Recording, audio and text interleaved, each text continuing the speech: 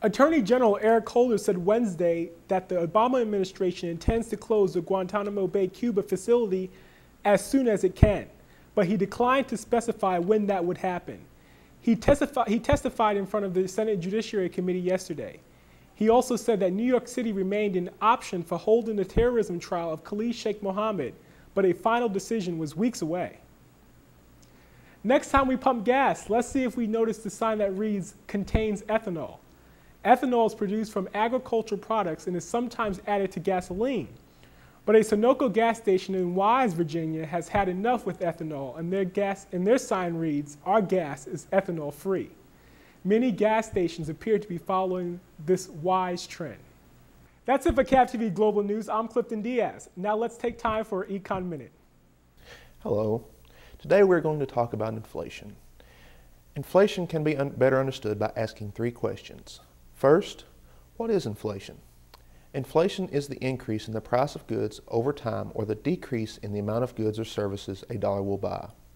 There are two types of inflation. First, there is natural inflation.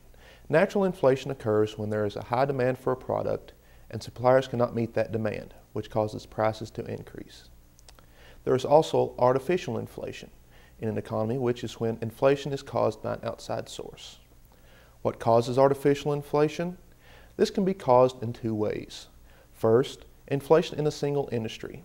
A good example is the oil industry. When oil companies decrease the amount of available oil, the price increases, causing inflation. This can also be caused by an increase in the number of dollars in circulation. The latter reason for artificial inflation is caused by an agency known as the Fed. This institution, created by the government, although supposedly independent of government influence, is in charge of the nation's money supply. We won't go into how it controls the supply, but you can be sure it does this in several different ways. This is how the Fed controls inflation rates. The Fed is supposed to keep inflation rates between 2 and 3%. Now, if we look at this chart, you can see in previous years, they have a higher average, but in more recent years they have a lower average, and they have done a better job of keeping track of inflation rates. As I mentioned before, inflation can be caused by changes in the supply and demand of a product or service.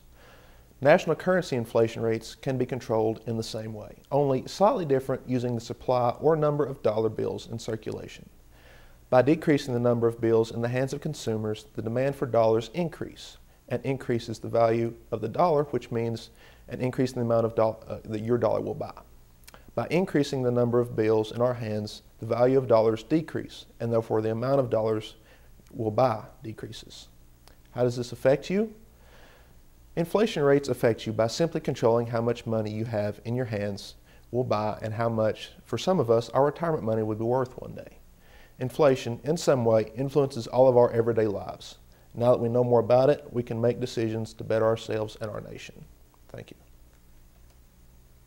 Last week, historian and author John Kukla presented a lecture entitled Mr. Jefferson's Women. In this lecture, Kukla discussed Jefferson's private and public relationships and how those experiences define the subordination of women in law, culture, and education during the founding of the United States. On Monday, VPAR presented the third annual Great Composer Series, Fare's Requiem. The performance created chorus, orchestra, as well as guest soloists Steve Seek and Liz Frazier. Monday morning, UVA-Wise held the dedication ceremony for the Gilliam Center for the Arts. Guest speakers included Don Pippin and James Scott of the College Board of Visitors, as well as President of the University of Virginia, John Castine III. UVA-Wise Chancellor David Pryor presented a plaque to commemorate the occasion. Now off to Whitney for sports. Welcome to CAV-TV Sports. I'm Whitney Bentley. In baseball this week, the Cavs hosted Bluefield College for a doubleheader on Saturday. Bluefield took Game 1 5-2, while UVA-Wise won the day's second game 6-5. The Cavs faced Bluefield College again on Sunday, where the Rams took home the win with a score of 21-10. The Cavs baseball team also swept Southern Virginia University in their doubleheader on Sunday afternoon with a score of 15-5 in Game 1 and 4-3 in Game 2. The Lady Cavs softball team split a doubleheader at Milligan College this weekend. UVA-Wise won the first game 2-1, while the Milligan Buffaloes won the second game 2-1 as well. On Tuesday, the Lady Cavs traveled to King College, where they played a doubleheader against the Tornado. The Cavs took the win in Game 1 with a score of 4-2, but King came out on top of a very close Game 2 with a score of 8-7. The men and women's Highland Cavalier tennis teams were both victorious this weekend in their matches against Berea College on Sunday. The intramural basketball championships were held Tuesday night. The night started off with Purple Haze beating the Bad Girls 37-32 for the women's division title. The dunk and three-point contests followed the women's championship game. Josh Jordan won the dunk contest, and Ayla Young and Patrick Fisher were the three-point contest champions. The night ended with the men's division championship, with PIMFAT overcoming the Kappa Sigma Skulls 52-47. That's all for CAV-TV Sports this week. Back to the desk for more CAV-TV news. Monday afternoon, UVA-Wise held its Founders Day program to celebrate the birthday of the university founder, Thomas Jefferson. Guest speakers included University of Virginia President John Castine III and other university and college officials. This year, Mr. Jefferson turns 267 years old. Happy birthday, TJ. Tuesday night, SAB sponsored Name That Tune on the 5th floor of the Student Center. Gary Johnson, a senior in mathematics, was named winner of this year's event. Students commented that overall it was a pretty large and in charge crowd. Now let's go to Candace for your upcoming campus events. Hi, I'm Candace Massenberg here with your upcoming campus events. On Friday, April 16th, Baptist Collegiate Ministries will be having coffee night in the Baptist Student Center at 8 p.m. On Saturday, April 17th, prospective students will be roaming the campus from 8:30 a.m. to 1 p.m. due to UVA-Wise 360. Also, wear your red and gray for the spring football game at the stadium. The game begins at 1:30 p.m. Later on that night, the Student Activities Board will be having the Rhythm and Roots reunion.